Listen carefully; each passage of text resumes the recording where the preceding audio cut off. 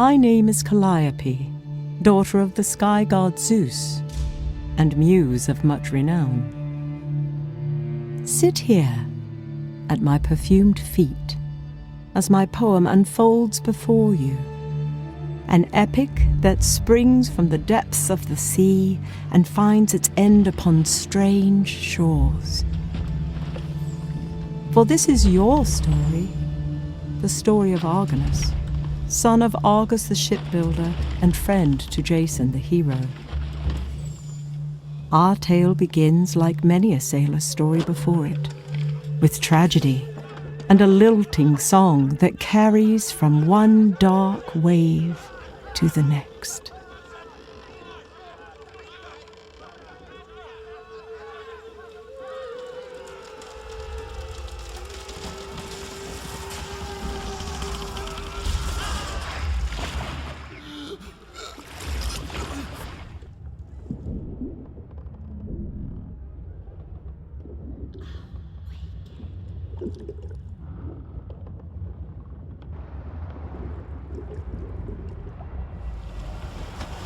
Awaken.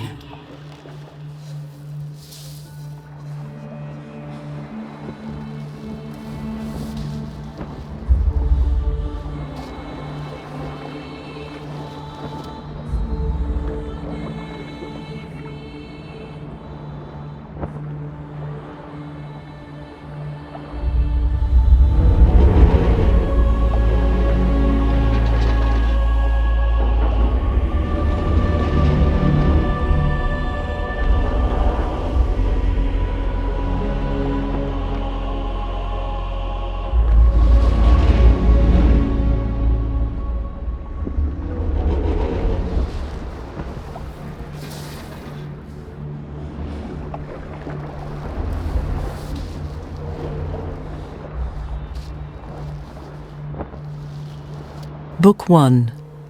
The Blight.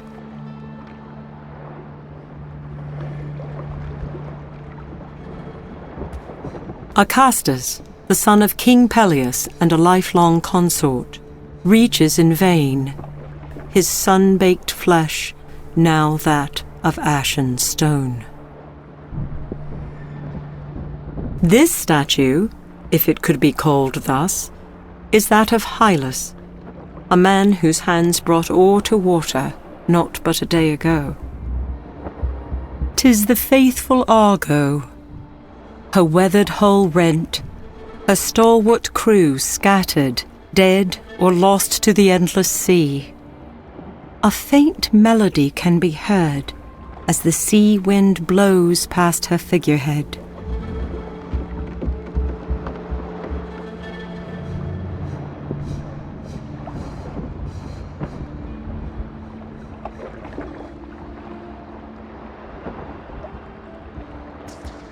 A frozen scream is etched upon the face of bewitched Typhus, helmsman of the Argo. Never again shall he foretell the rising of black waves. This owl seems unaware of its preternatural perch, and unconcerned with the plight of a shipwrecked sailor.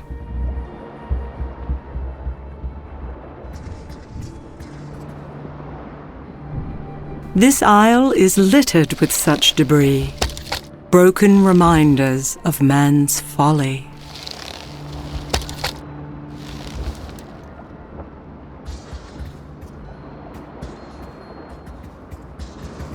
Her planks broken and her floorboards shattered, this skiff offers naught but harbour to small fish. Light glints off this strange carved stone, half buried in the sand.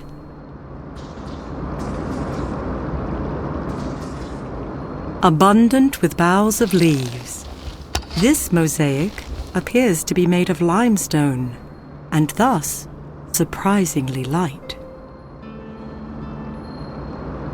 No craftsman could sculpt a child so lifelike, nor create that which now stands lifeless. The death that haunts this isle did not spare even a child from its sorcerous wrath. The sea has made it difficult to discern whether this plank is pine, cypress, or oak? This statue is of Amphitrite, queen of the sea. Sadly, the goddess did little to hinder the decimation that litters these rocky shallows. The water that flows from these rocks would keep even the most stalwart from discerning what lies beyond.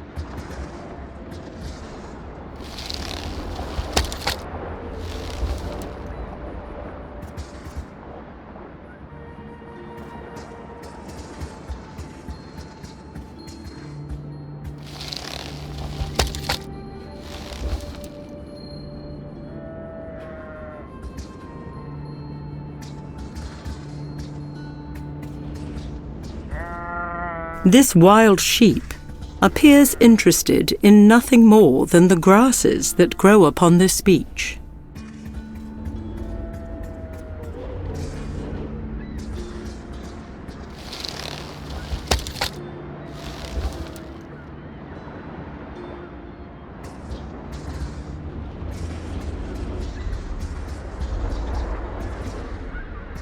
This statue would appear newly struck, as the salt of the sea has yet to assail its stone. This hound was not spared the fate that befell the other inhabitants of this isle. 'Tis naught but a fisherman's net, set so the west winds can reach its sodden threads. While man may have birthed this massive sculpture from the isle's bedrock, deep waters now embrace it as their own.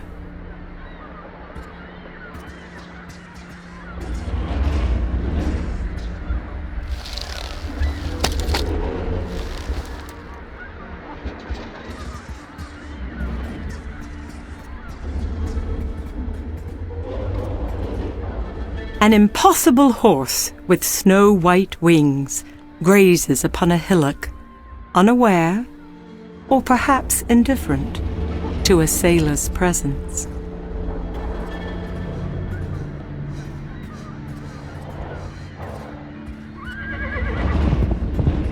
Whether spooked or merely provoked, the stallion launches itself from the cliffside before mighty wings carry it far above the awestruck sailor below. Nearly 200 men high, the massive bronze soldier stands silent, enthralled by the euphonious song rising from below. Though salty mists shroud their form, there is no denying the women upon the rocks. For even from here, the lure of the siren's song is strong. This statue is of Minos, the king of Crete and son of Zeus and Europa. A semblance of Pasiphae, the immortal daughter of the sun god Helios, guards the entrance into this mountain. Massive stone doors are cradled by the sheer cliff face.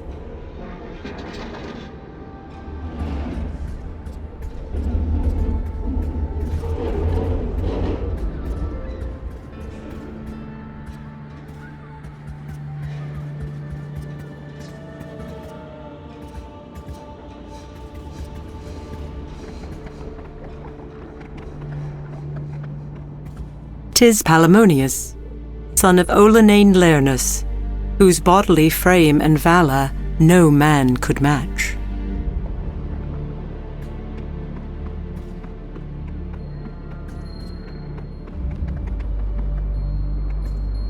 Long, twisted necks adorn the pitted surface of this stone tablet.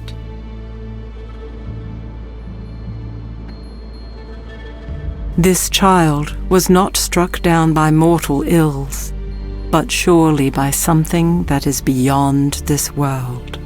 This young woman, most likely a temple worshipper, seems to have been frozen in time.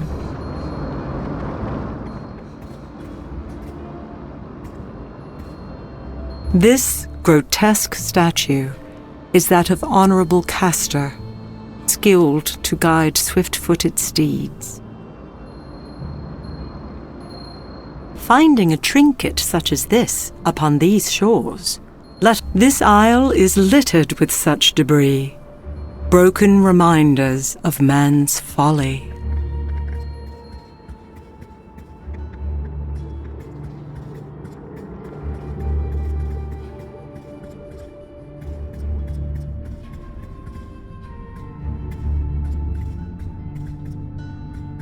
An unseen hand forces Argonus from his feet and into a dense thicket skirting the stone path.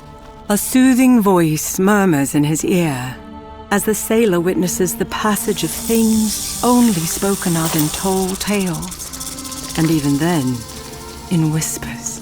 "Be quiet for but a moment," the voice counsels. Once the otherworldly creatures fade from sight, Argonus pulls himself from the dust and gazes skyward. Before him, held aloft, is a handsome woman, replete with glory and power. How many times must fair Athena save one man? The immortal asks, her head tilted with uncommon grace, her eyes soft. Before words can form on Argonus's lips, she continues. "'Tis not a query to be answered so readily, sailor of the Argo. Shadows gather," she says. "There is a blight upon this isle. Have you not seen its handiwork? The flesh of your companions no longer flesh. Their bones, that of the earth." The woman's eyes drop. "I fear my own hand may have set these dire events into motion. For this, I will make amends. But know well, many of your brethren yet live, for I have seen them with my own eyes. Find them, Argonus of Crete, and as I did for your father before you, I shall provide a boat and passage from this isle. You have the word of fair Athena." Not a heartbeat later, the goddess is gone, and breath gladly returns to the sailor's lungs. 'Tis Phalurus of the Ashen Spear. His father, great Alcon, shall never again welcome home his prodigal son. The statue is certainly that of the hero Oileus, peerless in courage and strong in spirit.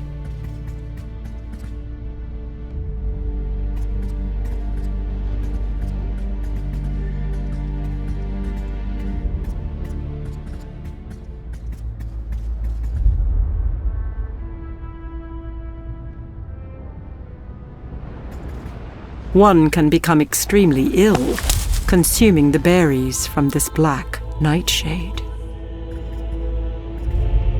No doubt struck by the hand of an Argonaut, the head of the Hydra lies lifeless, its flesh still warm to the touch.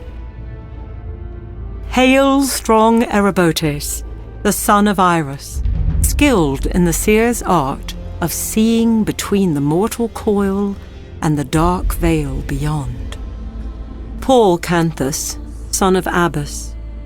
Never was there a sailor more eager to quest or raise weapons against a common foe. It is said that he was granted an enchanted weapon from Ares himself. Calais was a welcome comrade and could fashion ships to make trial of the seas with heavy oars. Taenarus has lost a great son in Euphemus. He was the most swift-footed of men, and was wont to skim the swell of endless seas. 'Tis the visage of strong Asterius, son of Hipparasius, who stood 200 men against the Gagenes on the land of the Doliones.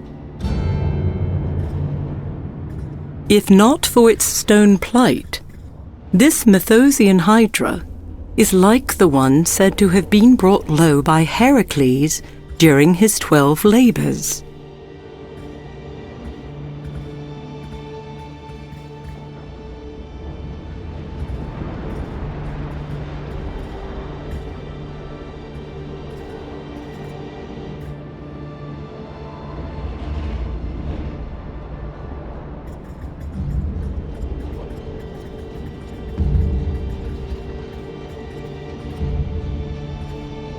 This wayfarer's spear is both a formidable weapon and a sailor's crutch.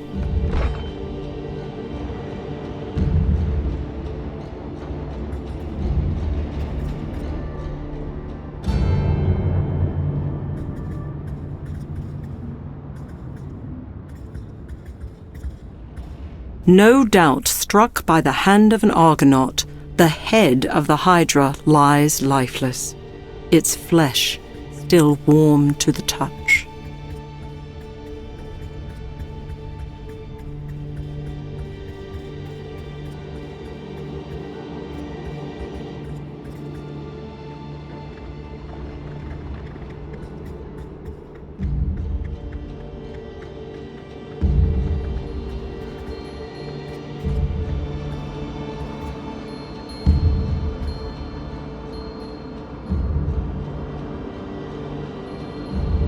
Using the broken spear, Argonus plucks the necklace from its roost before laying it about his neck.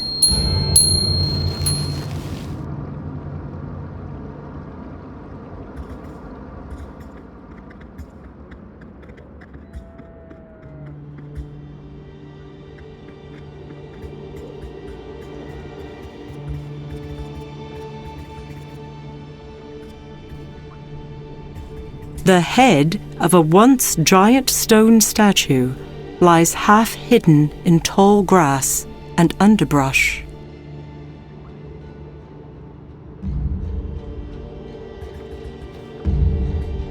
While it appears to be chiseled from the same rock, this stone is set apart from the great statue that cradles it. Small ticks, like droplets of water, emanate from within this stone pedestal. The stone drops neatly into the groove, and the great eye slowly moves, revealing a hidden passageway.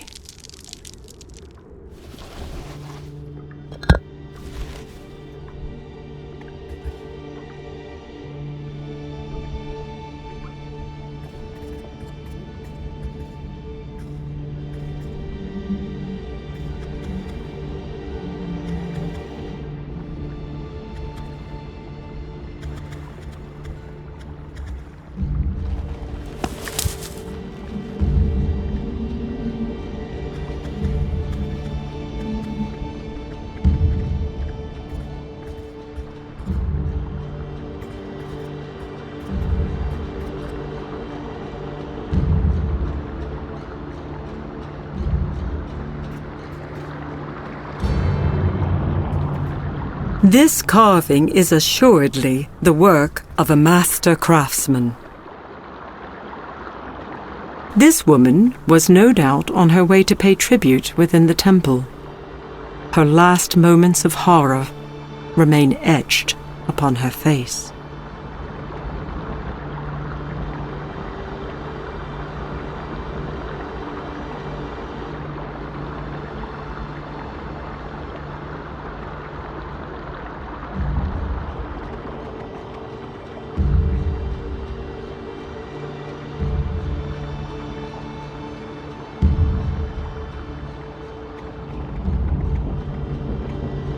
Ancient tome in hand, this priest was caught unawares and is now made of the same stone as the carved god behind him.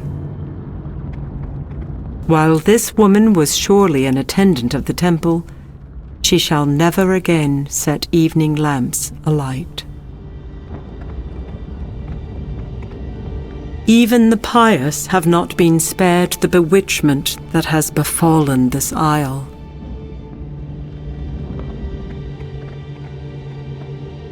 This vase, portraying Poseidon and a merhorse, may have once held water or oil. At the moment, however, it holds neither. Painstakingly carved by the pious, reliefs such as this can be found in any temple from here to Lycia.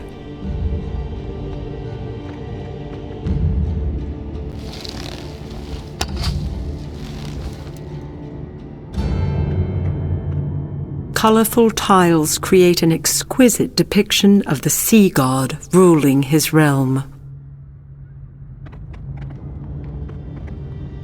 Unencumbered by the burdens of man, this mosaic depicts the gods both at war and at rest.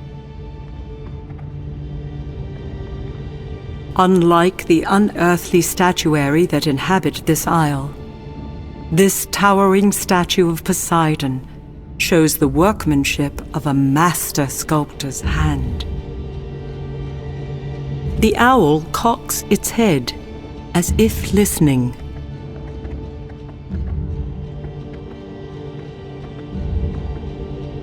This stone is bereft of mark. While the tip of this spear may no longer be fit for battle, it may still serve another purpose, albeit one more pedestrian.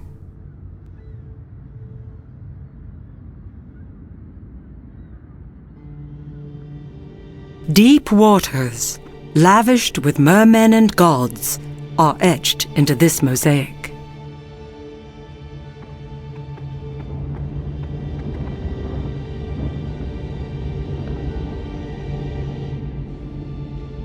Removing the necklace, Argonus holds it before the statue, praying silently that Poseidon recognizes it and grants audience to a weary wayfarer.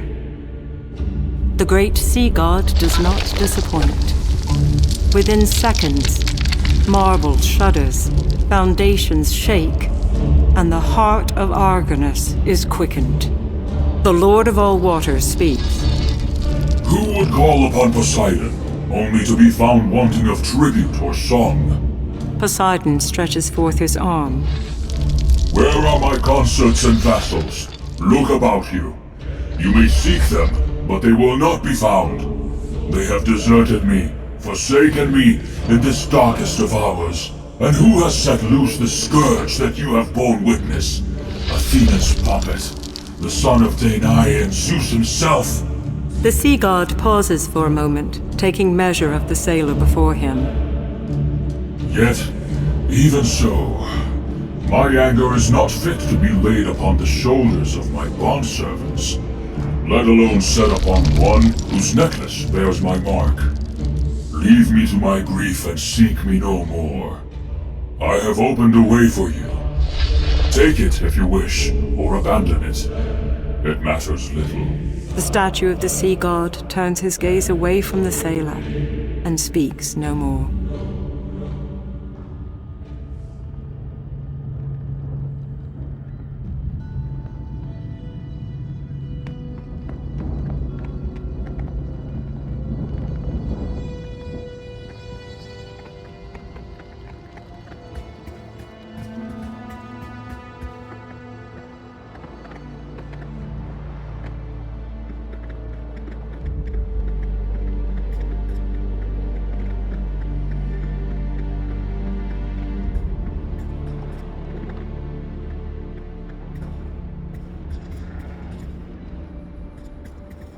The soft white wool of this ewe has been transformed into grey pitted stone.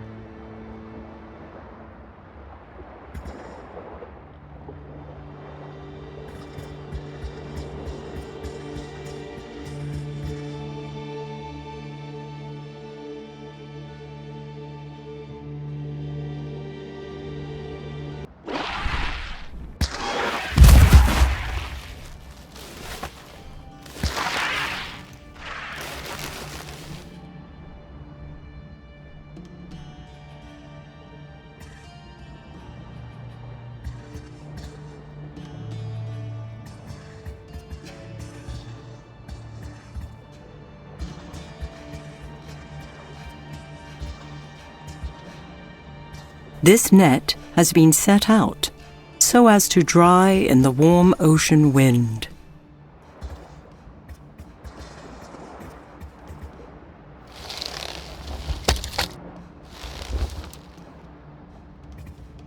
Having survived the wreck of the Argo, Agamedus, a brave comrade, fell to bewitchment and is now naught but a perch for birds. Lord Poseidon spared neither the mighty Argo nor her oarsman Danaus, whose once tanned flesh is now made of the same sharp rocks about him.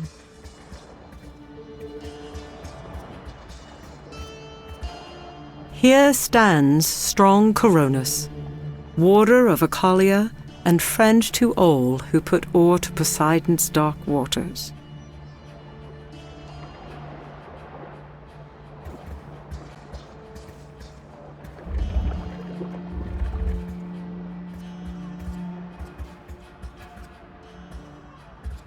Now nothing more than sodden planks, this skiff is a home to small crabs and fish. This statue appears to be under construction. Considering the dire circumstances, it may remain so indefinitely. A small opening, no wider than 2 shields, can be. While the tip of this spear may no longer be fit for battle, it may still serve another purpose, albeit one more pedestrian.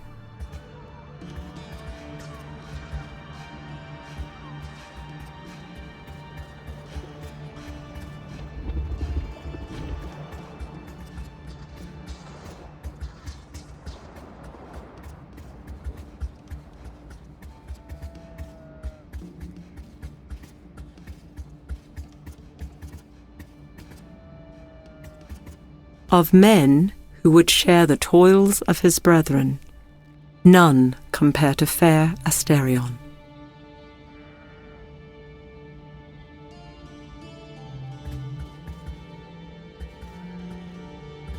Never again shall this beast of burden pull cart or dray beneath a scorching sun. The blight of which Athena spoke has left a trail of sorrow in its wake. The simple robe of this man betrays him as an attendant of some god, which one, however, is unclear.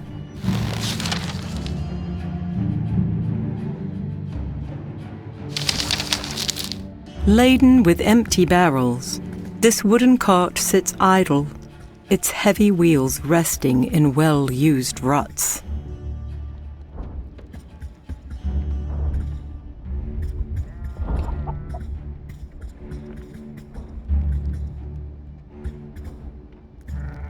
This creature had nary a chance to escape its petrified fate.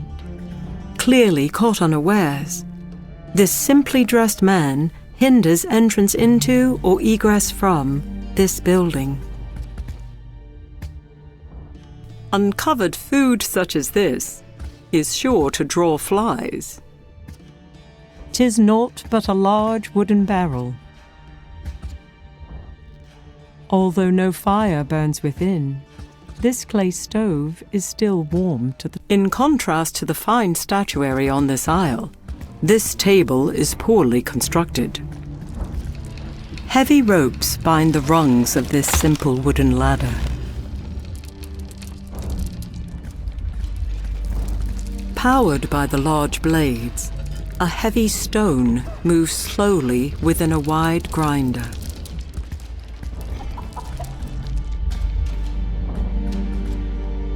Any speculation on how this chicken might be tied to the events of late is completely unwarranted.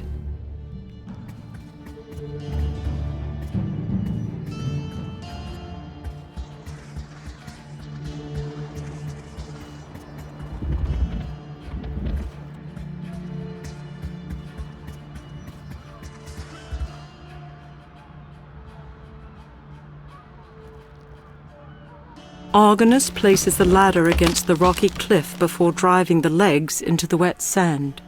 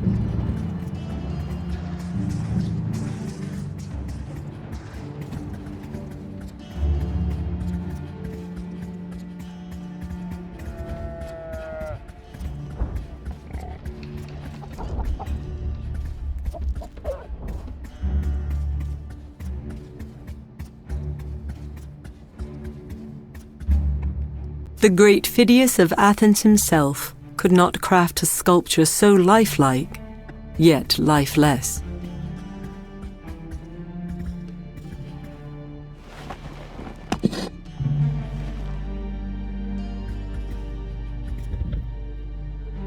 This cart is in fine shape and only in need of an ox or horse.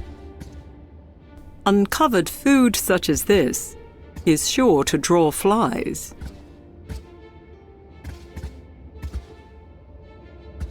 This hide has been set out to dry, no doubt to later be used as clothing or bedding. This sack likely contains grain, or perhaps corn. 'Tis a pouch made of sheepskin, complete with leather drawstring. This parchment appears to be a recipe of sorts, and provides illustrations of the required ingredients as well. This simple bowl and accompanying ware are no doubt used. This parchment is inscribed with 3 illustrations of native flora. Next to each is a name and a brief description. This parchment is inscribed with 3 illustrations of native flora. Next to each is a name and a brief description. Datura, purple trumpet flower. Black nightshade, white flowers with berries. Mandragora, green leaves with red flowers. Near the bottom is a drawing of fire, and within it, a single word: sleep.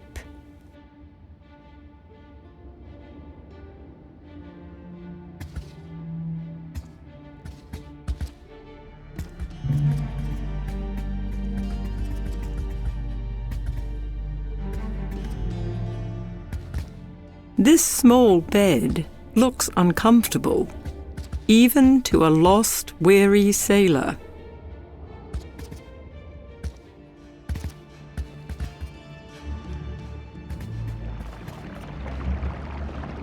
Neither discarded coins nor any telltale markings can be seen within this fount.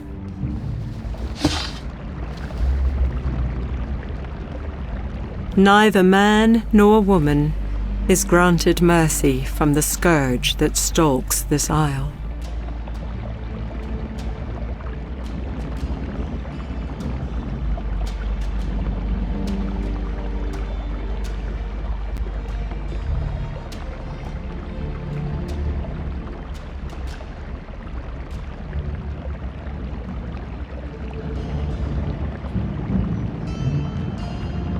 Argonus places the tablet onto the wall.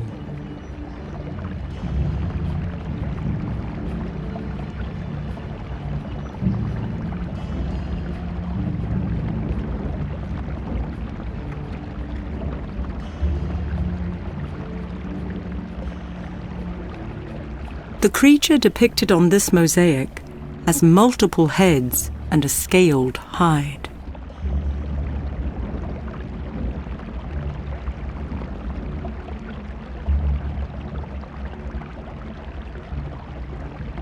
While placing the piece in the proper spot, childhood memories flit through Argonus's mind.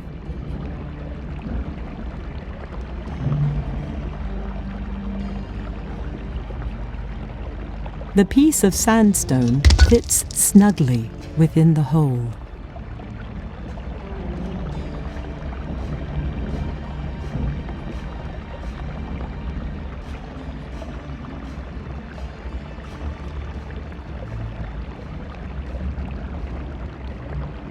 Argonus places the tablet onto the wall.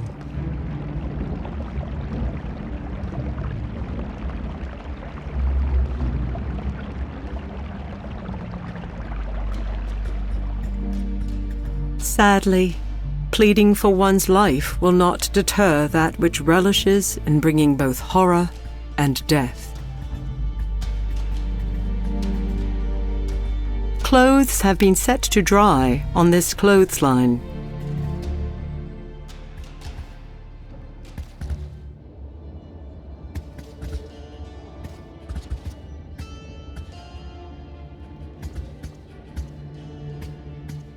This large shelf is stocked with various vases and bowls.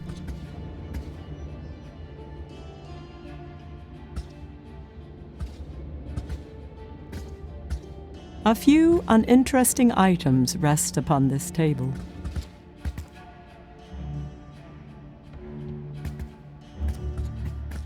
The bell-shaped flowers of this mandragora are common throughout the Isles of Greece.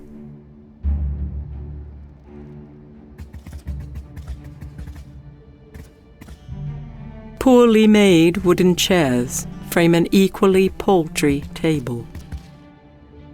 Animal skins have been laid across this small wood. A few distinct images can be observed on this stone slate.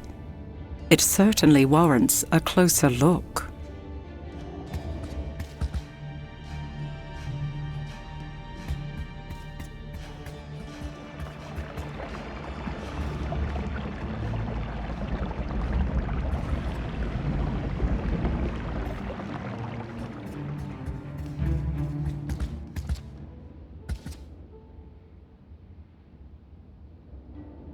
Without fanfare, the purple flower is added to the mixing bowl. Both the leaves and berries of this black nightshade are dropped unceremoniously into the bowl.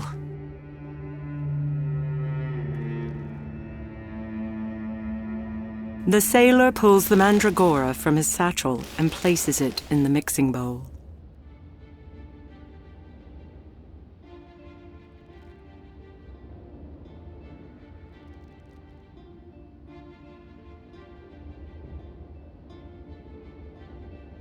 The bowl filled, Argonus crushes the ingredients into a pulpy mix, one that smells faintly of lavender.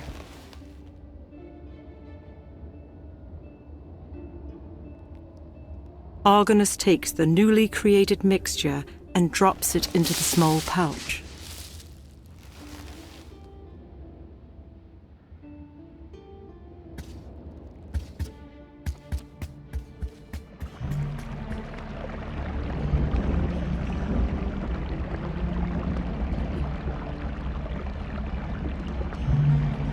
At first glance, that piece does not seem to be a good. With a grunt of satisfaction, Argonus finds the correct spot for the piece of sandstone.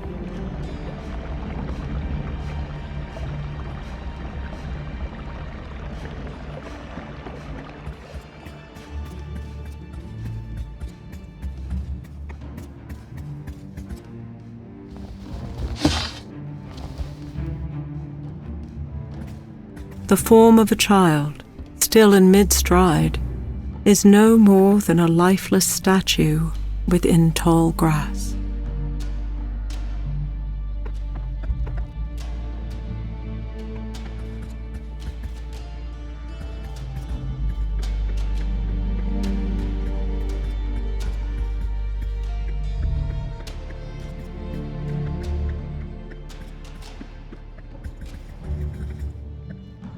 Tireless winds blow past the form of fair Alcon, who was well skilled at inferring from sun and star the stormy winds.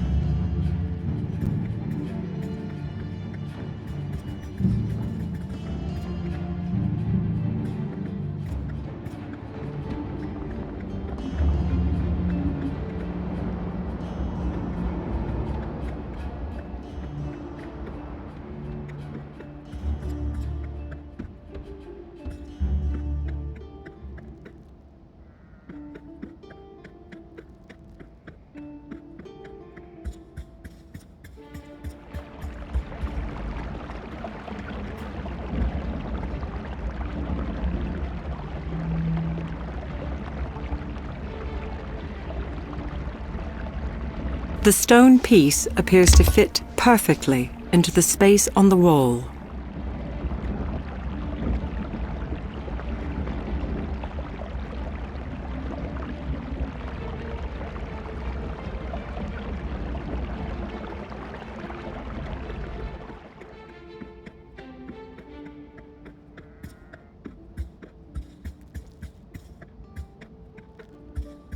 having endured sore afflictions and beached ships. 'Tis sad to see Arius, son of Bias and brother of Teleos, in such a state.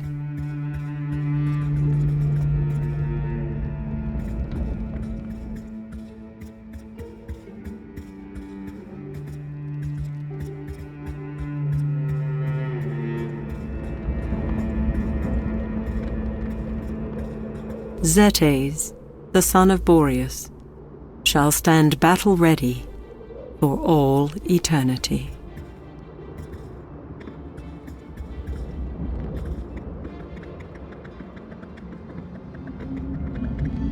Much like her life, this elderly priestess's torch has not only been snuffed, but petrified.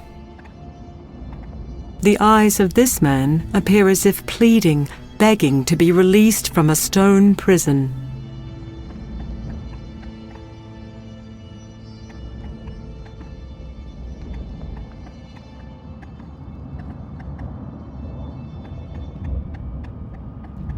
It is surprising to see an owl this white upon an isle such as this. While impressive statues dedicated to the goddess Hera are not uncommon, the dearth of pious attendants is troubling. Sword raised, Argonus calls upon Hera, praying the great goddess will reveal herself. The mother of Ares obliges the sailor when the statue slowly comes to life and stone lips part. Argonus, She says, stand where you are and move no closer, for you are on holy ground. I have watched you from afar. I have seen your mettle. I have felt your anguish. Did you know that the gods feel anguish as well? Perhaps not for fallen comrades, but certainly for that which has been taken from us. Zeus's pets have taken to roost, defiling my golden orchard, which now lies fallow. I need but one warrior who would reclaim it. Reclaim my honor. Would the name of Argonus be immortalized thus? Argonus says nothing and raises his sword once again. Hera nods even as the sailor feels her eyes move from his face to his chest, and then finally resting upon his weapon. But this sword is ill-suited for such a task. Its blade is dulled, but I will grind it fine. Its tip broken, but I will make it like new. Hera transforms the weapon, reshaping the steel with nothing more than a wave of her hand. As Argonus marvels at the restored sword, Hera reverts to stone, but not before a final warning. Prove yourself, sailor of the Argo, and you shall be rewarded. Fail in this, and not even Athena can save you.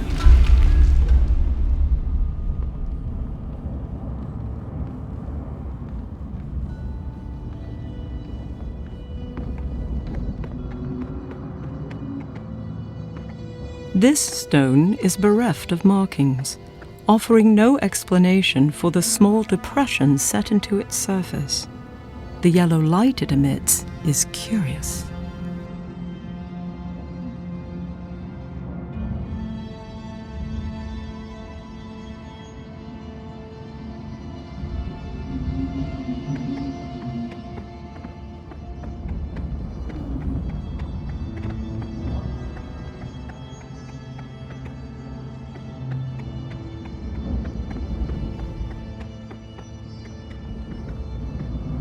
Whatever prayers of supplication this woman lifted to the gods went unheeded and apparently unanswered. The statue does not move, nor does Hera appear within it.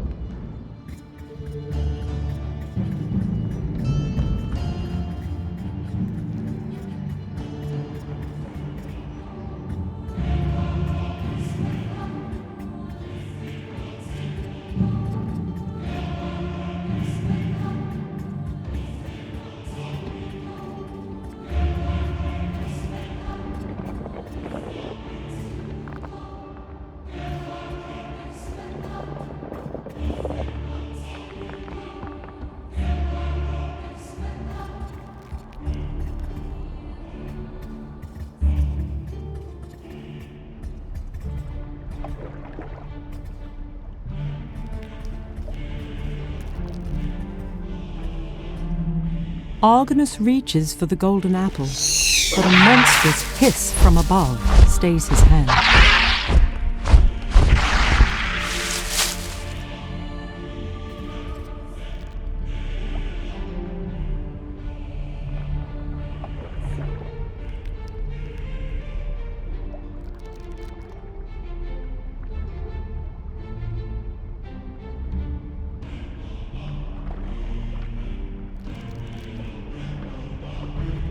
The Harpies do not appear to view a single sword-wielding historian as a potential threat.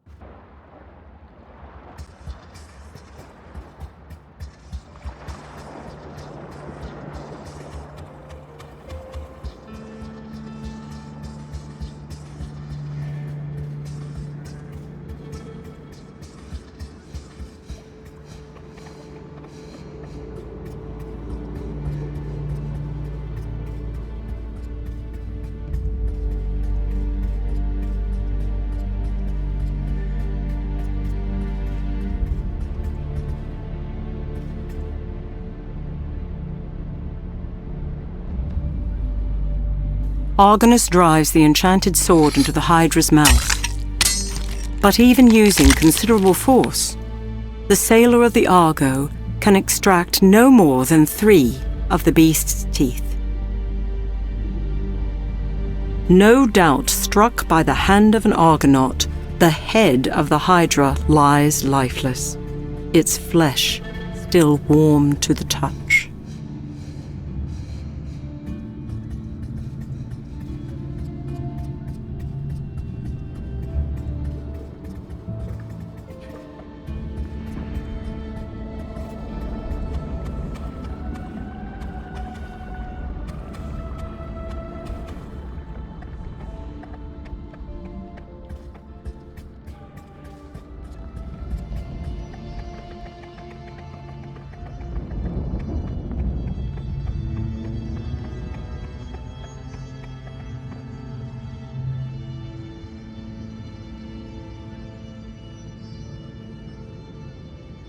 Flint and steel are inadequate to start a fire by themselves. A soft tin silver drachmas are not uncommon, but the scoring on this piece is unusual. 'Twould be more fitting were it found within Hades' temple.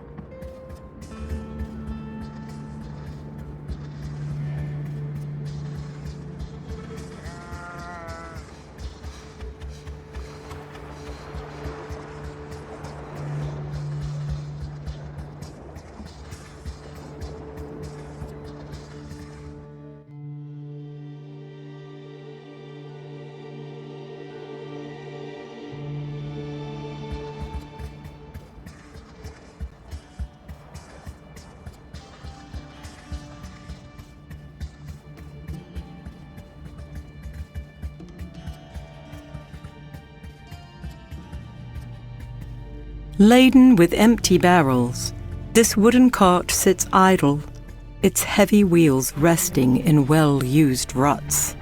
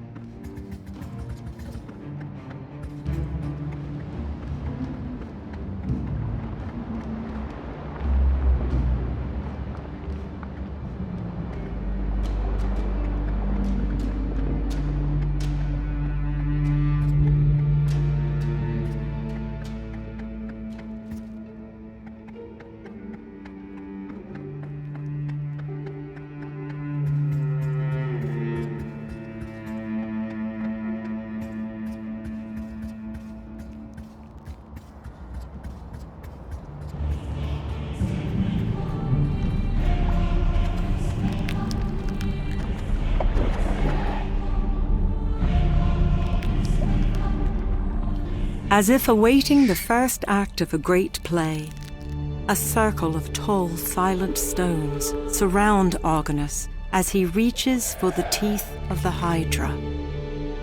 With a sweep of his arm, he tosses them into the shallow water, like a farmer sowing his field after winter's winds have faded. The ground trembles beneath the sailor's feet, followed by an uneasy silence. Then, one by one, skeletal foot soldiers rise, their stalwart shields bearing the mark of the very thing that birthed them. The undead warriors look to the trees and move as one toward the harpies that desecrate their branches.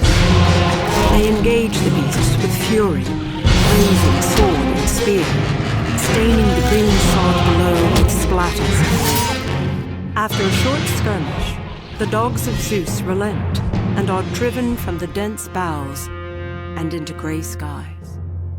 Victorious, the skeletons remain, ensuring the safety of the goddess's orchard.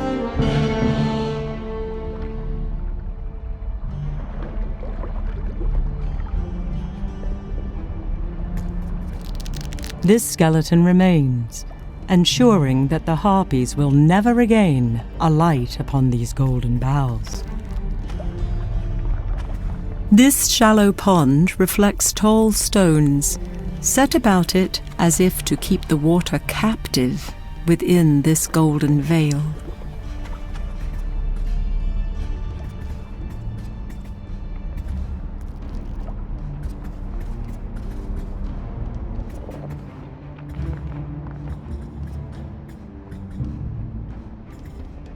Whether the golden skin of these apples was transmuted or grew as such is just one of the many mysteries upon this isle.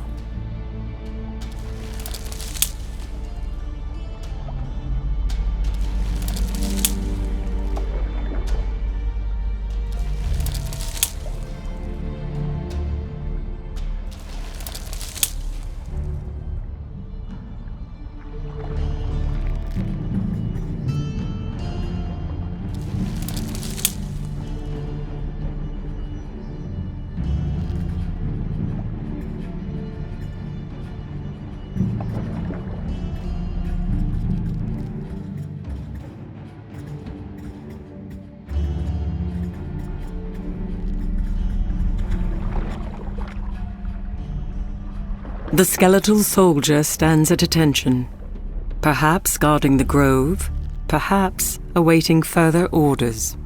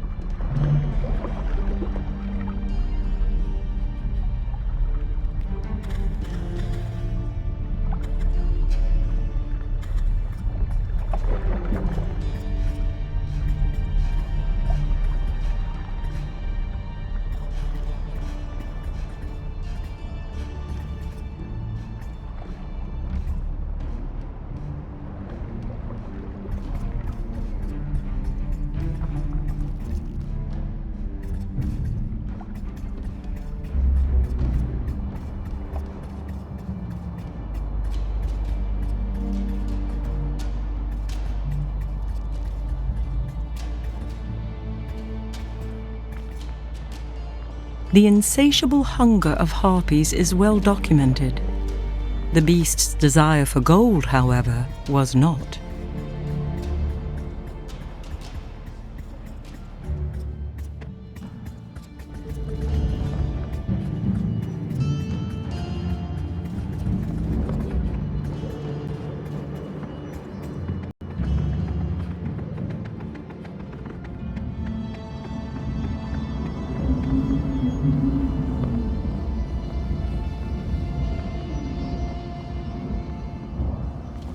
It takes naught but a few heartbeats for the statue to stir, and the mother of all gods to awaken.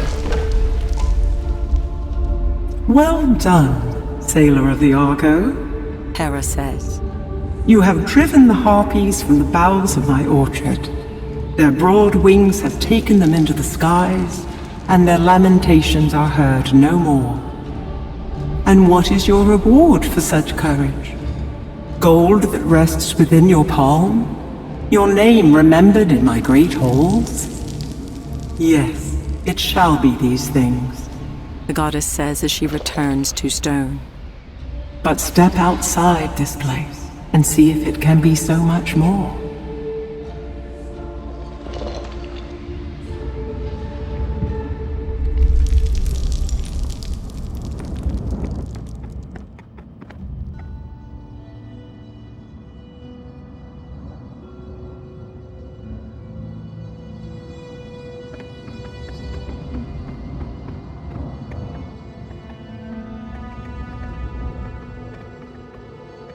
Gazing skyward, Argonus witnesses Hera's promise glide down to the earth upon wings of purest white.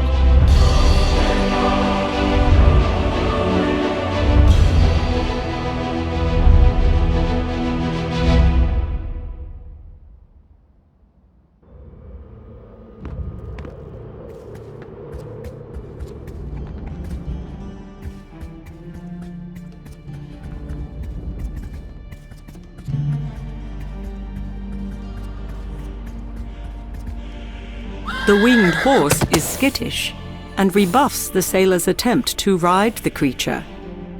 Argonus has yet to earn the steed's trust.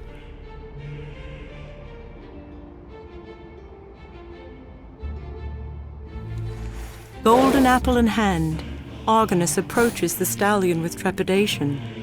But the sailor's worries prove unfounded when the horse gently shakes his snow-white mane and accepts the gift. Sensing a kinship, Argonus straddles the great winged horse, and for a few moments at least, leaves the burdens of the world far below him.